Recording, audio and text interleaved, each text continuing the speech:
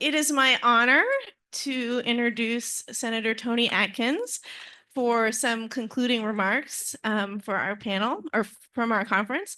When I look at Senator Atkins' bio, the word that comes to mind is firsts.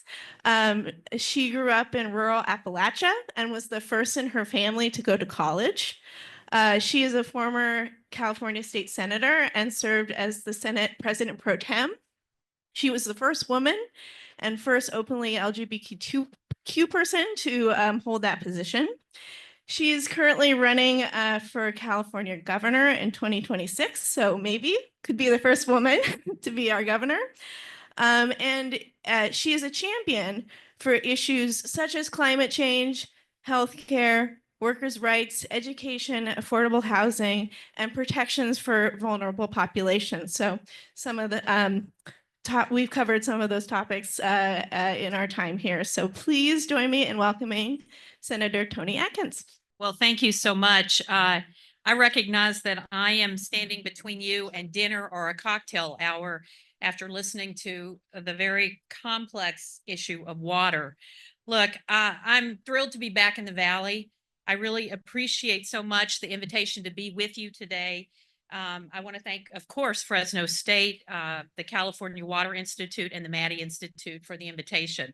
Look, I came for this last panel because number one, I know how important water is. Number two, to California, it goes without saying. Number two, it is complex. To the woman who asked the last question from Lane, it is incredibly complex. And to the man who talked about, listening to some of the assembly committees, I would dare say that's because most of the people don't really understand the complexity of water. So they do understand social mobility and issues like that and disadvantaged communities. So we tend to talk about what we know. And I think that sort of frames some of the questions.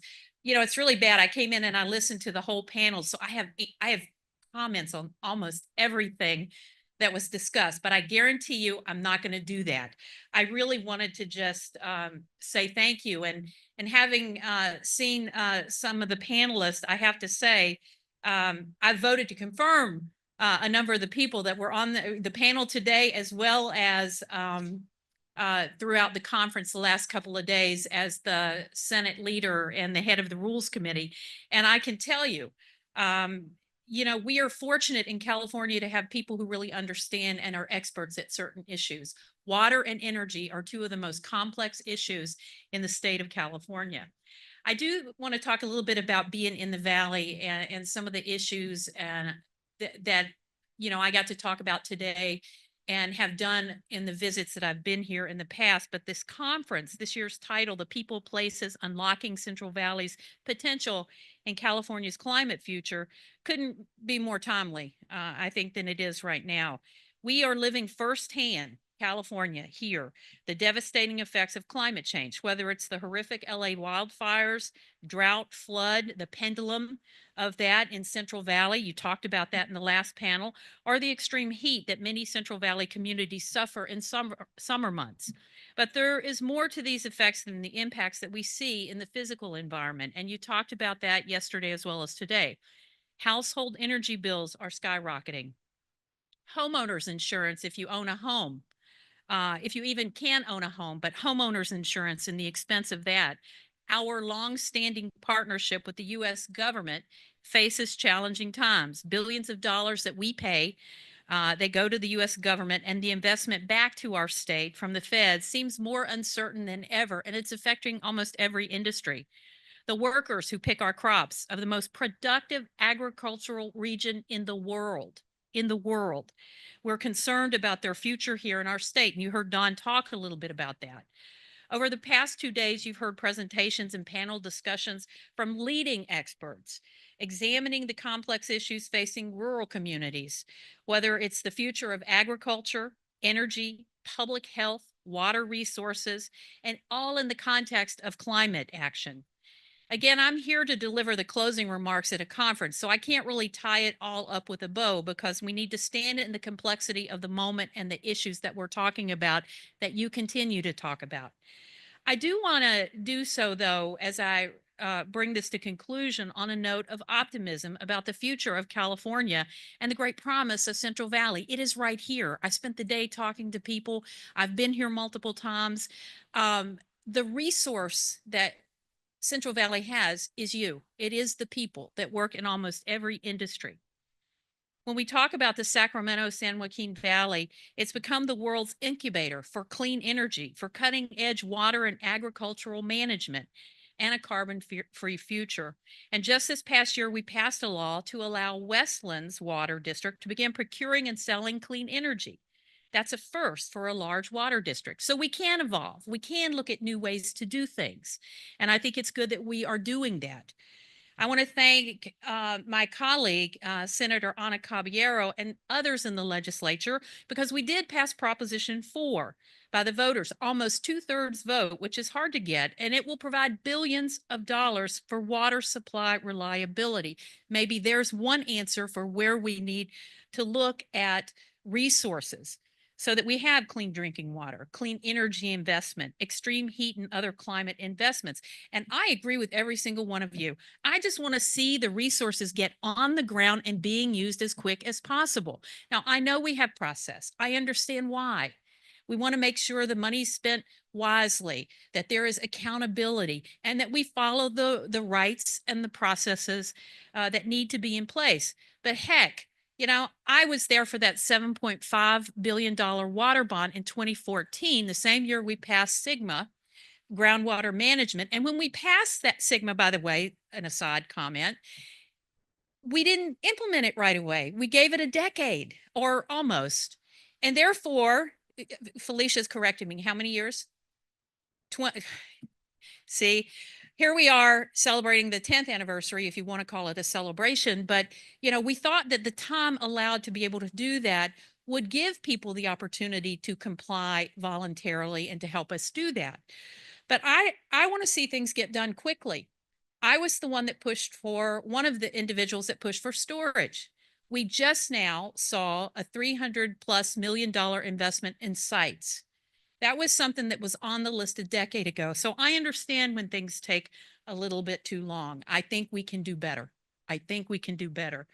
Under Proposition 4 that we passed, at least 40% of the bond must be spent in disadvantaged communities or severely disadvantaged communities, of which there are about 154, according to state agencies. Over time, that could be as much as $4 billion or more in new investment in this region. There is a way to leverage that money. I know that in 2025, the watchword obviously is affordability. The legislature and governor are proposing new bills. I am not there now, but I am following everything. The bills that they're proposing are to lower household energy costs. Well, we could all use that. To make insurance and home ownership more affordable. And we know, that residents and businesses here in this valley often are hardest hit by these costs. But we're feeling it everywhere. Expect to see bills in the legislature to cap CPUC, the California Public Utilities Commission, rate increases to an annual consumer price index, to lower utility wildfire mitigation costs, and to allow the CPUC to securitize utility capital costs, to save hundreds of millions of dollars in ratepayer funds. That's sort of a very low interest loan to finance the infrastructure. It seems that we're turning on a corner right now on ambitious targets and focusing more on how to get there.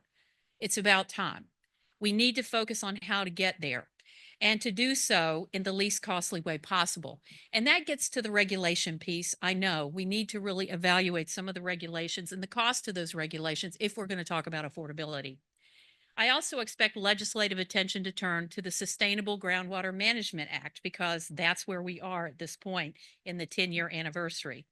And that was a pretty big deal to pass that legislation and get that $7.5 billion water infrastructure bond. And we are still using some of that money today. And so I think when we add $10 billion, we really need to focus on infrastructure. And I think we need to do it with the collaborative partnerships of what you already have planned and are ready to move forward on. We now have experience with the law. We can work to ensure that SGMA works, although I just listened to the last panel, so now I'm questioning myself.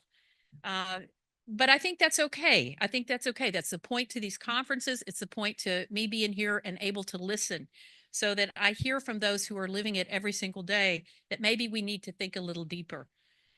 Perhaps most importantly, California's relationship with the US government is both critical and it's currently a little bit uncertain for all of us, regardless of who you are. We need to know what it's going to mean for us in this state. Challenges like water supply reliability, immigration, energy, transportation funding, numerous other issues are critical to this valley. And I'm going to add to our state's future, but I'm going to add education because I know that in this valley you have an incredible, I mean, we're right here at Fresno State. You have in this region, you have a UC, a CSU, and a robust community college system. That is workforce of the future.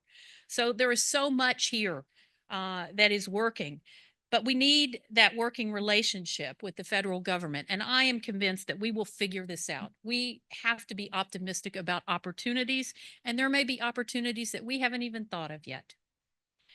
There's indeed a lot of uncertainty. And so I think as we move into 2025 and beyond, I just want to say I am optimistic. I am in the valley, and I know that the key word for here is resilience. We use that word a lot, but I think the people here are the most resilient. You've learned to do it without a lot of help, and you've brought to the attention of government where you need assistance and help, and you have been successful.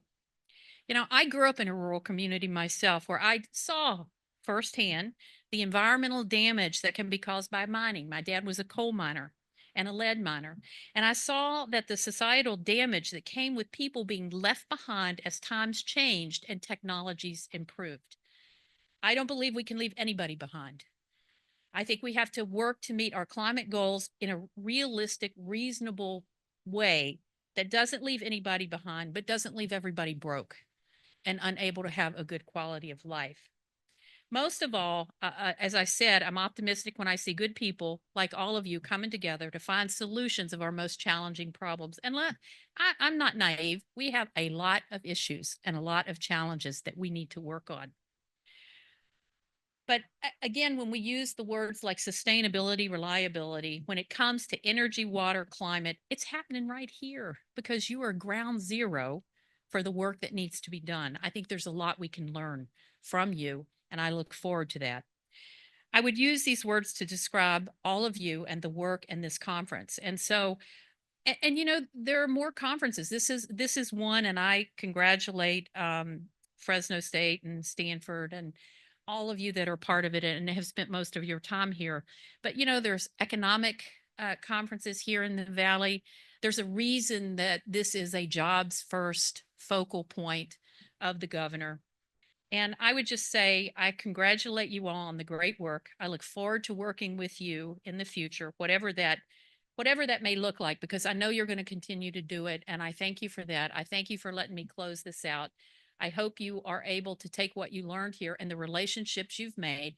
And I think more than anything, what I hope that we do is we listen to each other, because we're at a point where we can't just keep staying in opposite corners of the room. It really is about collaboration. It really is about being in the room together to figure it out. And when you talk about counties, I think we need to help collaboration along. I think the state needs to be the incentivize or the person to push those collaborations. This morning I heard a group of people say we need help with counties being able to do that. And so I think we are entering a new time where collaboration is going to mean something different. How we do it is going to look different.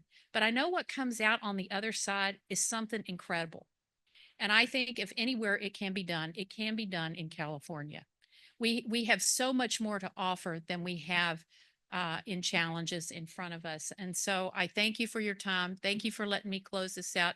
They did tell me I could have 30 minutes. You are so lucky that I'm not going to do that. But I appreciate it. And I wish you luck as you go out with all that you've heard these last 2 days. Thank you. Thank you, Senator. Thank you to all our speakers and panelists. And thanks to all of you. I hope this has given you some food for thought and potential for future collaborations going forward. And we hope to see you again real soon. Thank you so much.